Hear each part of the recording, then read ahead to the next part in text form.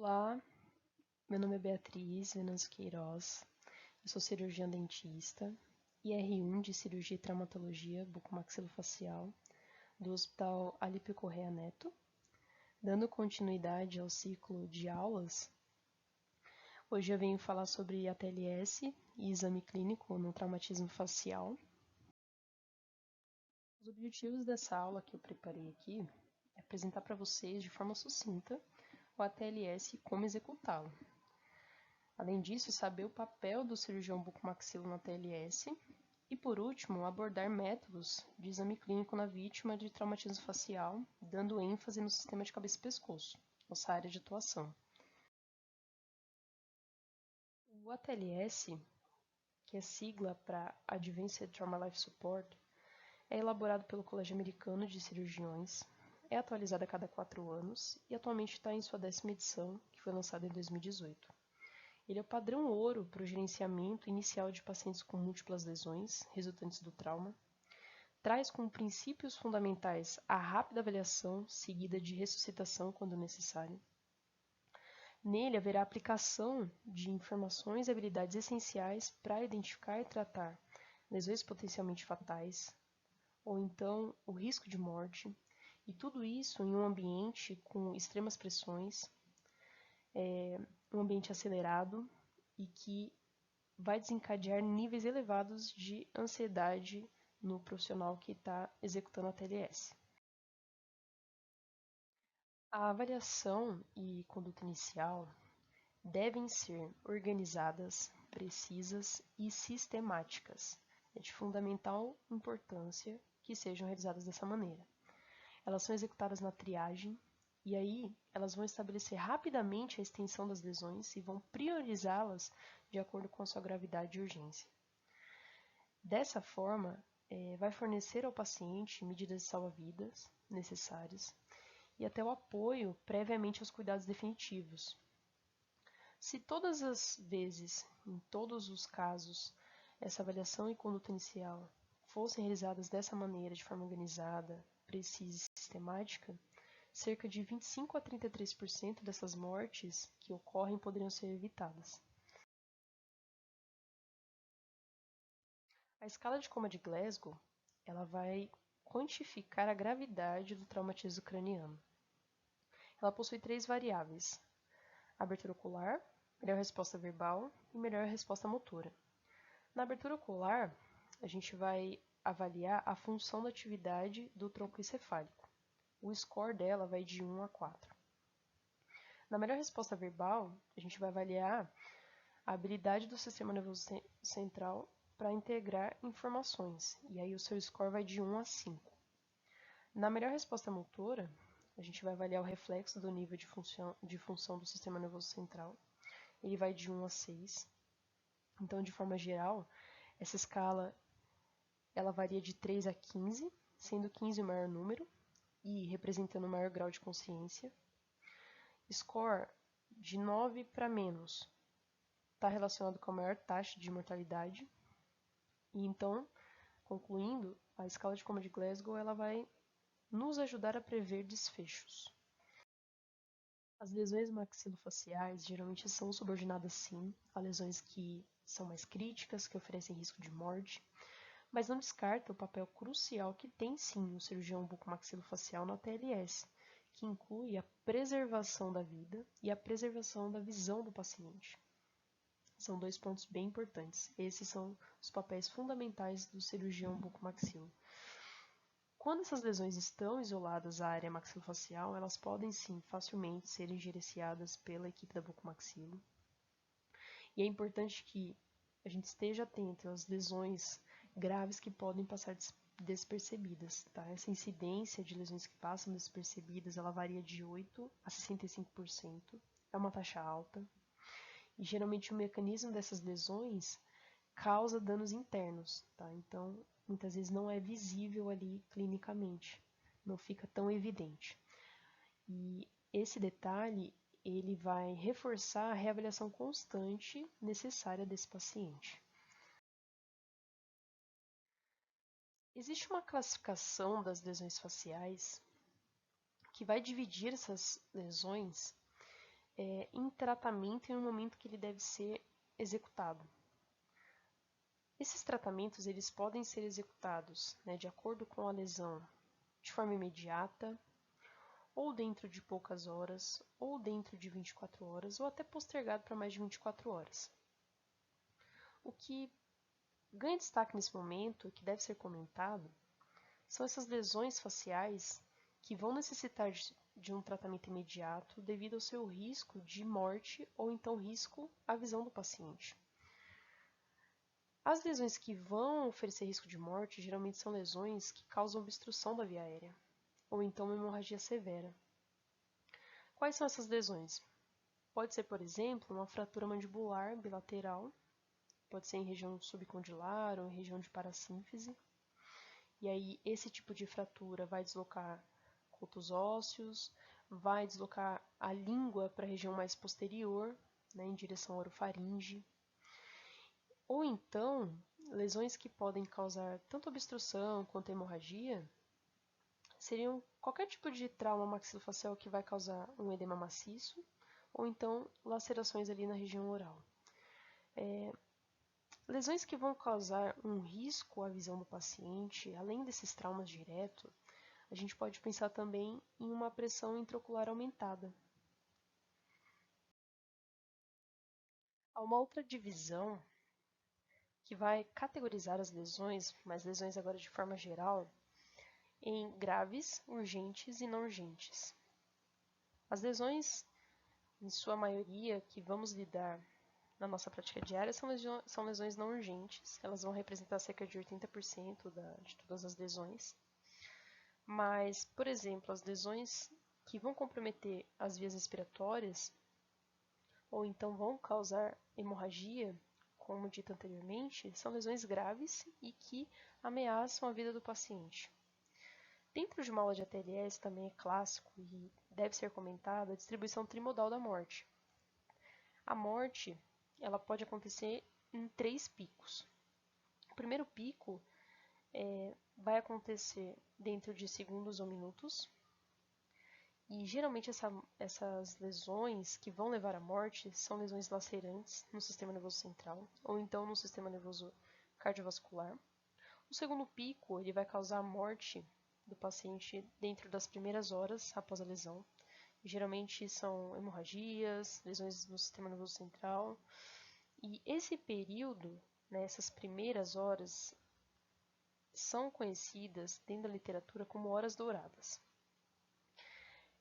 Não se fala mais atualmente num tempo fixo de 60 minutos que vai representar essas horas douradas em que deve ser realizada a avaliação e tratamento imediato emergencial. Na verdade, essas horas douradas hoje traz o conceito de que há sim a real necessidade de se fazer uma avaliação rápida, seguida de ressuscitação, um atendimento emergencial. Então, na verdade, vai representar a urgência que essas lesões vão exigir e que o ideal é que sejam realizados tratamentos dentro das primeiras horas após a lesão. O terceiro pico já fica para dias ou semanas após a lesão, geralmente causada por sepse, falência múltipla dos órgãos, até uma embolia pulmonar, enfim.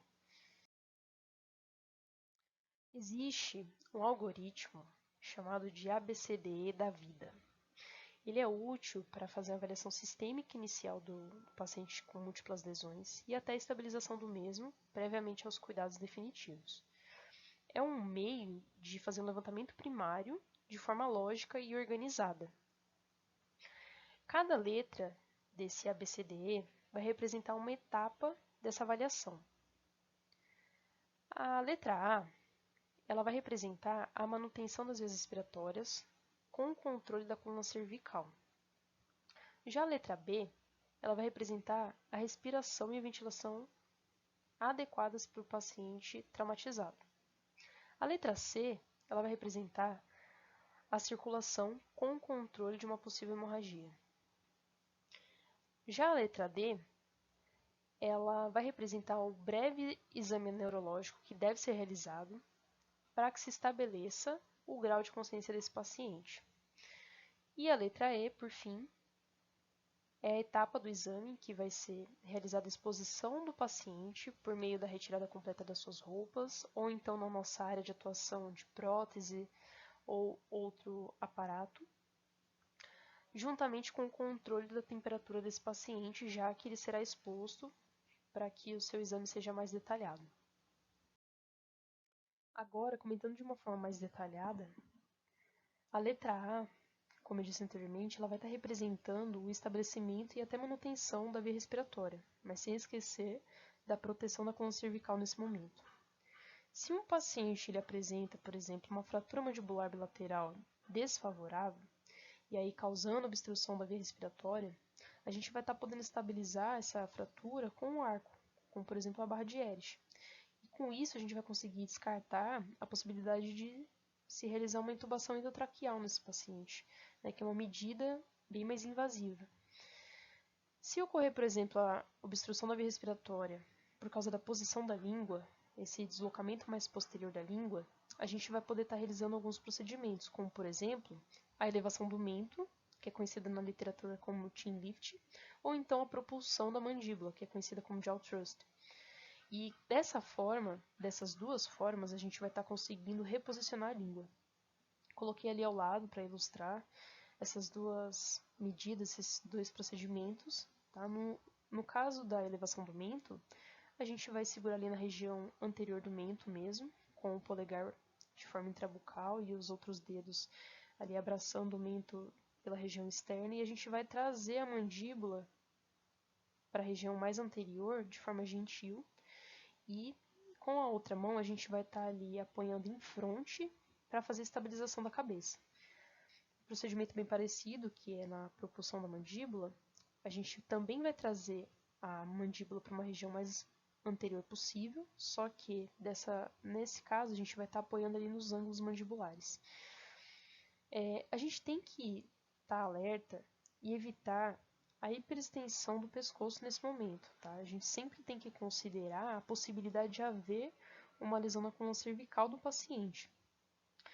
E um movimento bem excessivo, ele pode estar causando uma paralisia total numa lesão que antes nem causava nenhum tipo de dano neurológico.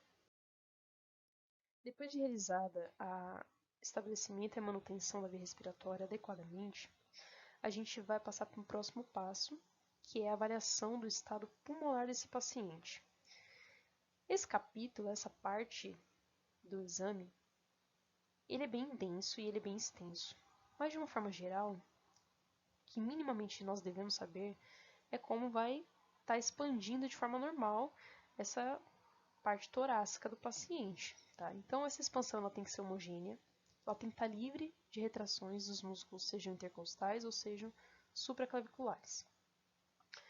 O extremo oposto, que a gente também pode estar reconhecendo, é se, por exemplo, acontecer um pneumotórax aberto, um tórax instável, um pneumotórax hipertensivo ou até um hemotórax massivo, como eu coloquei aqui de exemplo, são condições que a gente tem que reconhecer porque são potencialmente fatais, tá? E de forma imediata.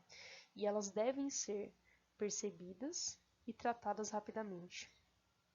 Como eu venho dizendo, a realização de procedimentos em fraturas mandibulares bilaterais vai permitir com que esse paciente respire de forma espontânea e também vai reduzir a possibilidade da nova obstrução de via respiratória caso ele perca novamente o nível de consciência.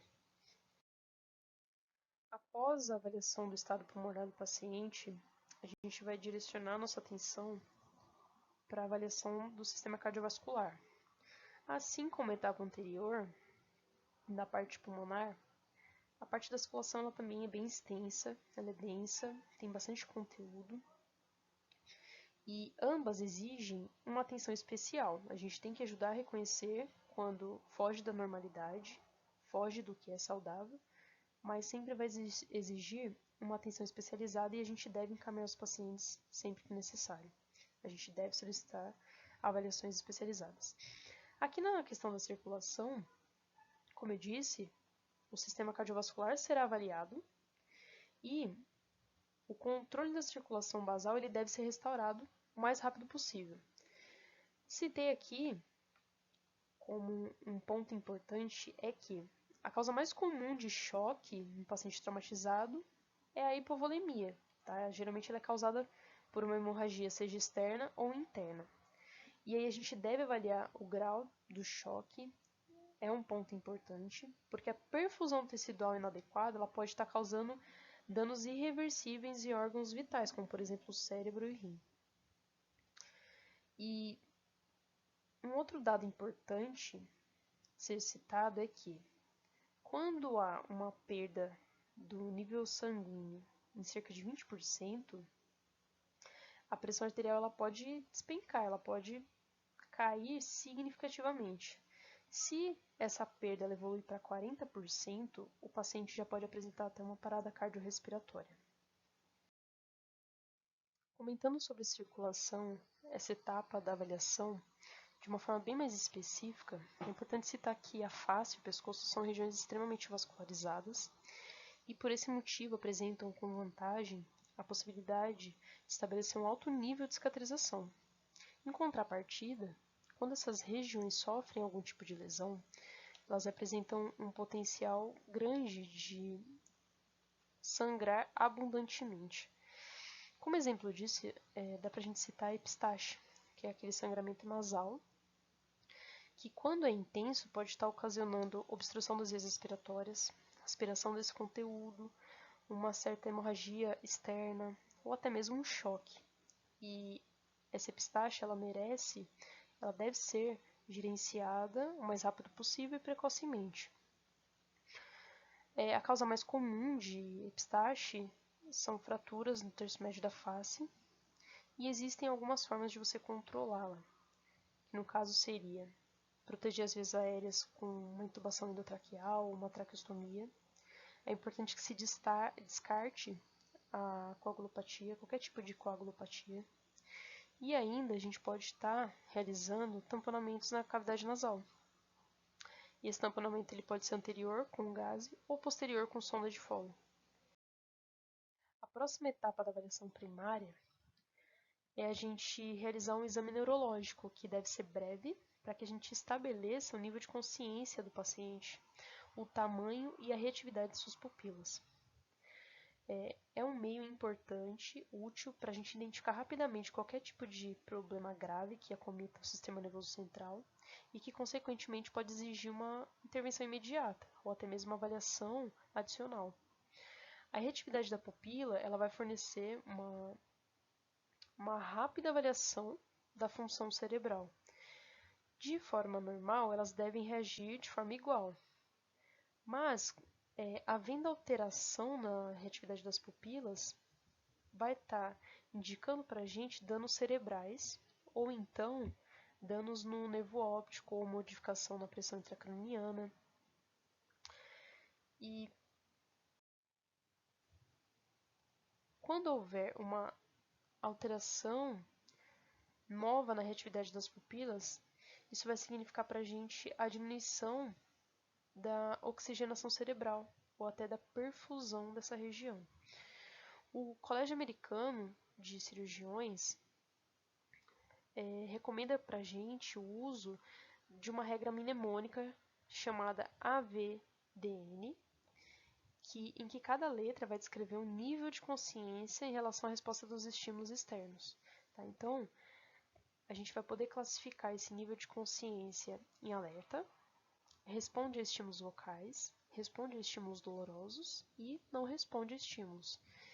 E a gente tem que estar ciente também quando os pacientes fazem uso de algum tipo de medicação, de drogas, porque eles podem alterar a resposta da pupila, a forma como elas se apresentarão. E aí trago como exemplo a anisocoria, que é esse tamanho desigual das pupilas, em que uma vai apresentar miose, a outra midríase. E a gente tem que estar atento para diferenciar isso, por exemplo, de um trauma neurológico.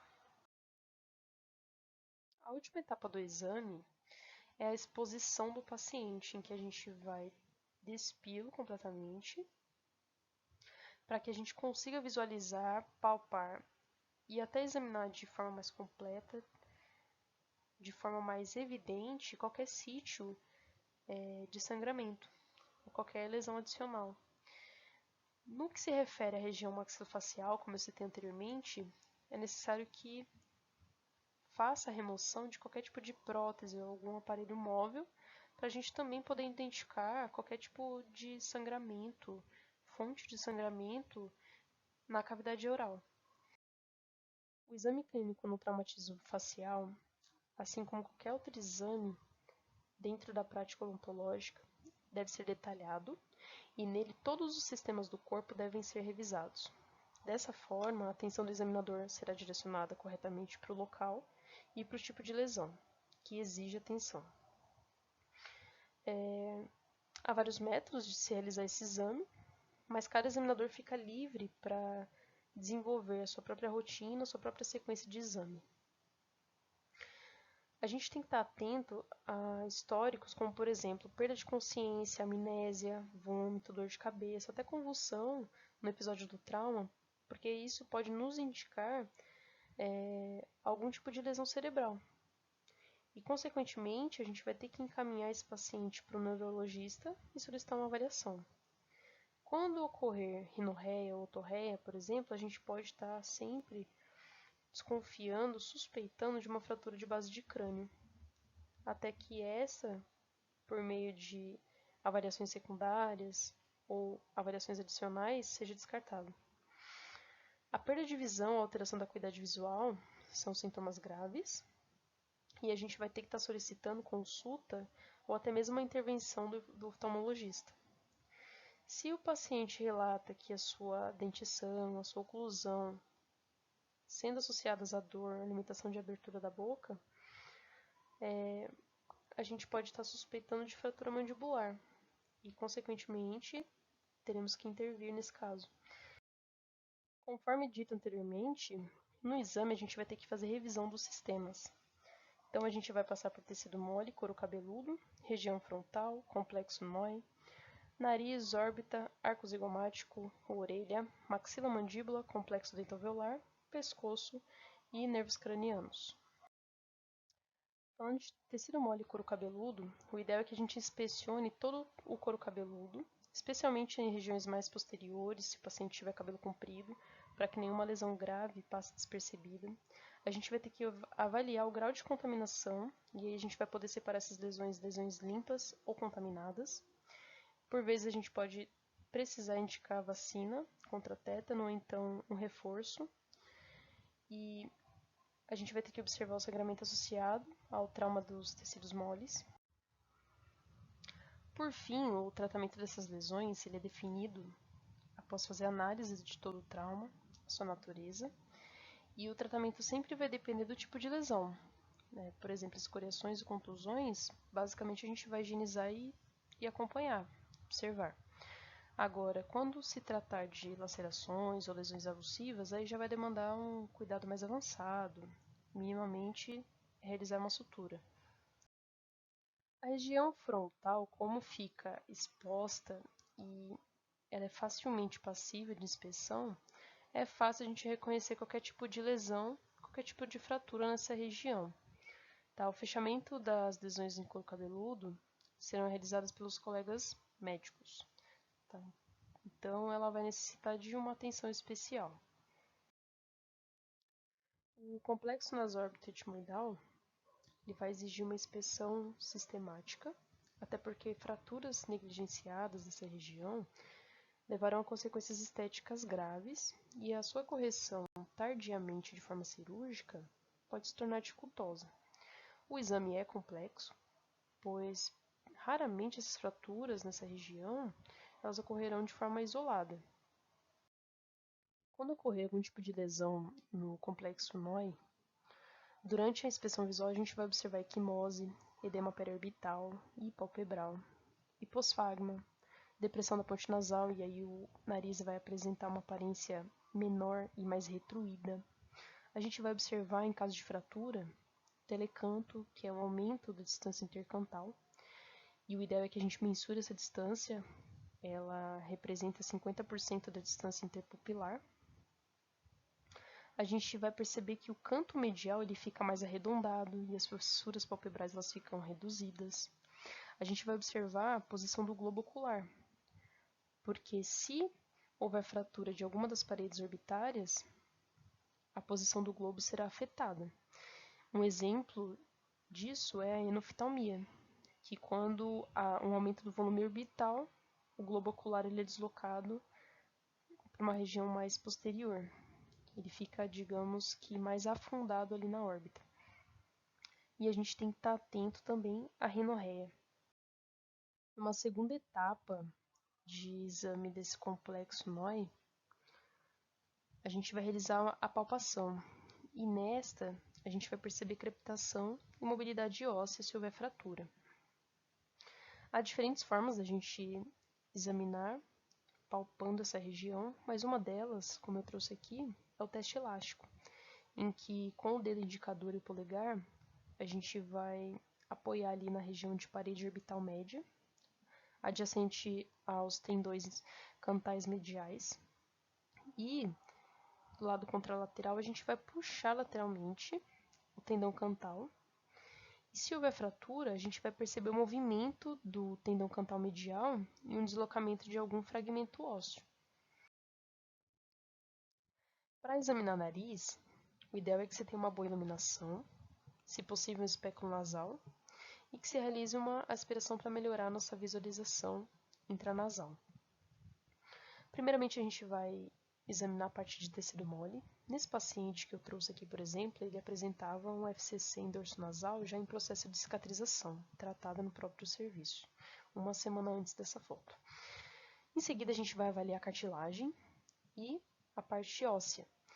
E nessas, a gente vai poder notar certas deformidades. Por exemplo, nesse caso também, observando o paciente por cima e de frente, que são as posições ideais, a gente consegue perceber uma rinoescoliose à direita.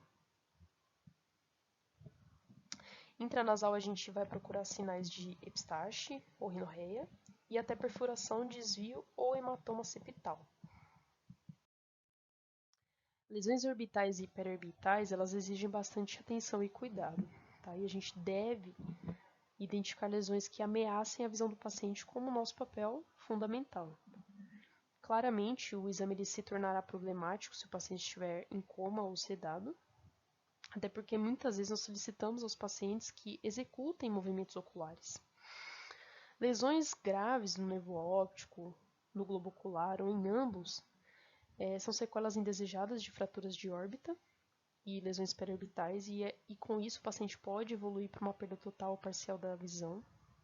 Portanto, a gente deve fazer a identificação precoce dessas lesões e executar de forma emergencial intervenções, procedimentos necessários, bem como encaminhar, solicitar a avaliação de um oftalmologista. E o ideal é que a gente reavalie em intervalos regulares de tempo esses pacientes. Em órbita, a gente pode observar algumas lesões, como por exemplo, fratura das paredes, hemorragia ou hematoma retrobulbar, lesão nervosa nos vértices da cavidade orbital, alguns corpos estranhos, lesões no globo, propriamente dito, lesões dos tecidos moles que envolvem e sustentam a órbita. Por meio do exame do olho, faremos algumas constatações clínicas em determinadas regiões, como por exemplo pupila, pálpebra, conjuntiva, câmara anterior, alguns distúrbios visuais, diplopia, tecido mole periorbital, posição do globo. Aqui para ilustrar algumas dessas constatações, por exemplo, em pupila, a gente pode citar a anisocoria, que é a desigualdade do tamanho das pupilas, em que haverá miose e midríase, miose em uma pupila, midríase em outra. Geralmente pode ser causada por um traumatismo craniano ou lesão do nervo oculomotor, ou então em pacientes, como citei anteriormente, que fazem uso de determinadas drogas, de alguns medicamentos. Uma outra alteração da pupila, que é a pupila dilatada fixa, pode ser ocasionada também por um traumatismo craniano, entre outros. Pupila de Marcus-Gunn também, que é a simetria da resposta das pupilas. Tá? Haverá uma precária, uma má percepção da luz, e aí quando você joga luz no olho ileso, haverá uma contração das duas pupilas. E quando eu jogar luz no olho lesionado, haverá uma dilatação de ambas as pupilas. Agora, em região de pálpebra, a gente consegue trazer aqui a ptose e a logoftalmia. Na ptose haverá uma queda da pálpebra e a logoftalmia a gente vai perceber uma incapacidade de fechar completamente a pálpebra. A área zigomática, quando lesionada, pode apresentar uma depressão de sua eminência, crepitação, assimetria facial e até equimose periorbital.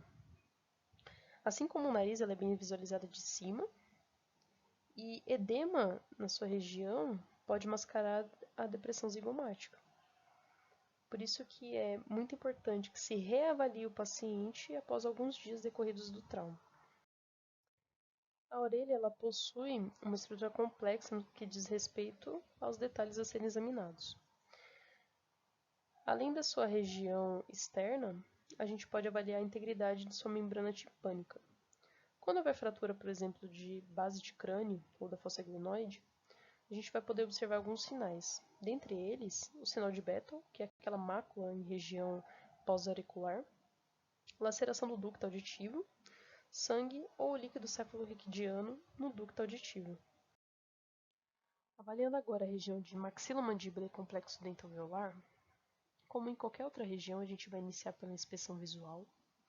Primeiramente, a gente vai perceber a falta de dentes e contabilizá-la. Se dentes foram perdidos no momento do trauma, a gente tem que averiguar se não houve a ingestão ou até aspiração do elemento dental.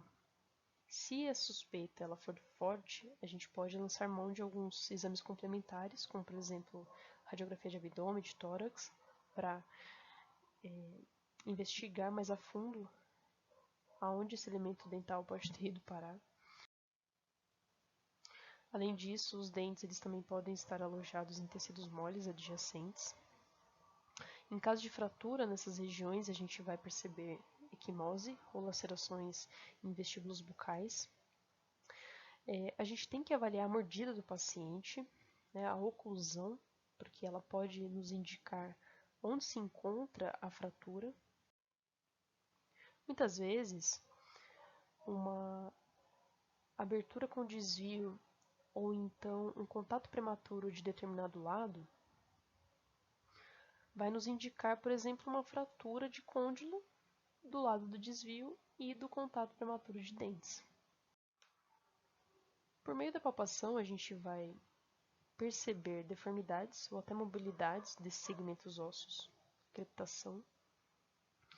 A gente vai conseguir explorar as lacerações e aí descartar, por meio dessa exploração, suspeita de lesões em nervos, em vasos, em glândulas, enfim. Trouxe como exemplo um caso, aqui na primeira foto, de distopia oclusal decorrente de fratura de côndilo do lado esquerdo, que é inclusive onde se observa um contato prematuro dos dentes nessa região ipsilateral à fratura. Do outro lado, como exemplo, eu trouxe um exame físico que se deve realizar na maxila, para a gente sentir o grau de mobilidade quando houver fratura da mesma. Para se avaliar o pescoço ou até gerenciar lesões nele, não existe um algoritmo universal. Acaba que cada instituição cria o seu próprio protocolo. Atualmente, é enfatizado a importância do exame físico na constatação de qualquer alteração, de qualquer lesão nessa região, pois ele é bem mais detalhado, abrangente, sensível e específico do que outros exames, como por exemplo a angiografia. Essa avaliação, por meio do exame físico, também está associada a menos complicações. Digo isso porque, historicamente, logo na avaliação primária era realizada a angiografia ou até explorações cirúrgicas. Revisando alguns dados básicos e óbvios, é importante dizer que anatomicamente o pescoço é uma das áreas mais abundantes do corpo, pois nele há muitos vasos sanguíneos e linfáticos, nervos, musculaturas, órgãos endócrinos, coluna vertebral e medula. E ele é dividido em zonas, zona 1, 2 e 3, a qual o 1 ele vai do nível da clavícula à cartilagem cricoide, O 2 ele vai da cartilagem cricoide ao ângulo de mandíbula. E o 3 vai do nível da mandíbula à base do crânio. É importante, durante a avaliação do pescoço, considerar potenciais deficiências neurológicas. E aí alguns sinais de lesões vasculares vão indicar a necessidade de uma intervenção imediata. Citei aqui algumas, como por exemplo, hematoma expandido, hemorragia sanguínea, choque que não responde à reanimação com fluidos, comprometimento de vias aéreas, efizema subcutâneo, enfim.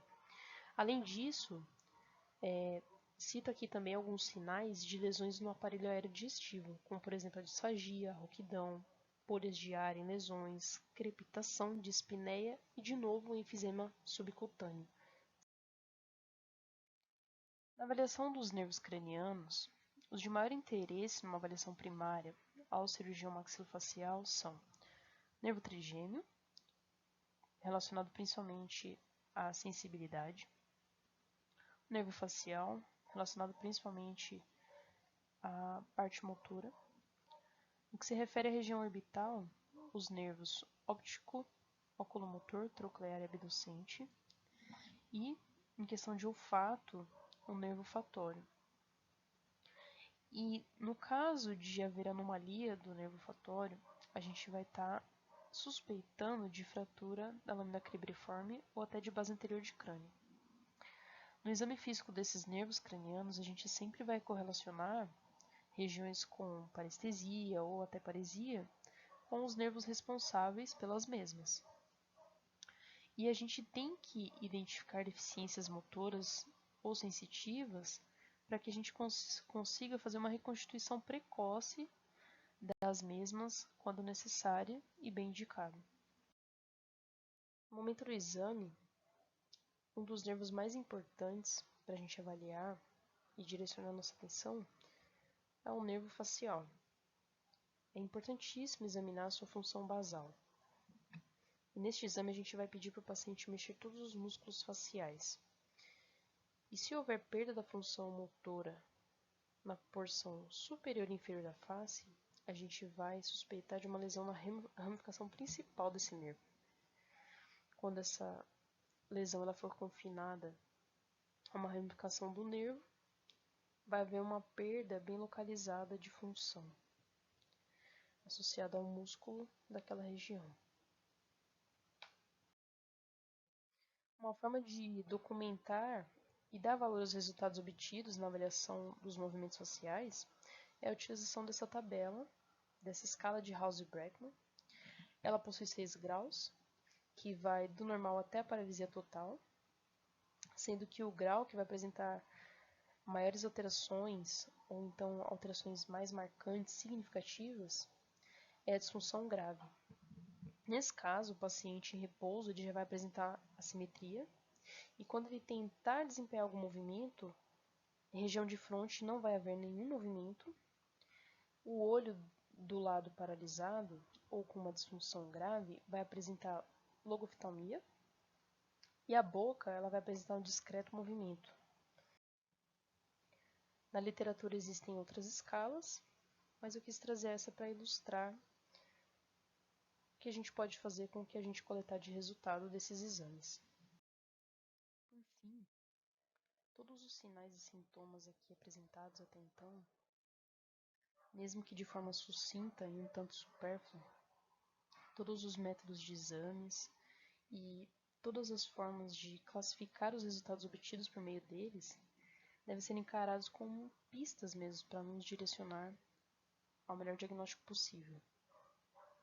Para finalizar, e já entrando em outro tema praticamente, é importante a gente solicitar exames complementares e um dos mais utilizados na nossa prática diária são os exames de imagem.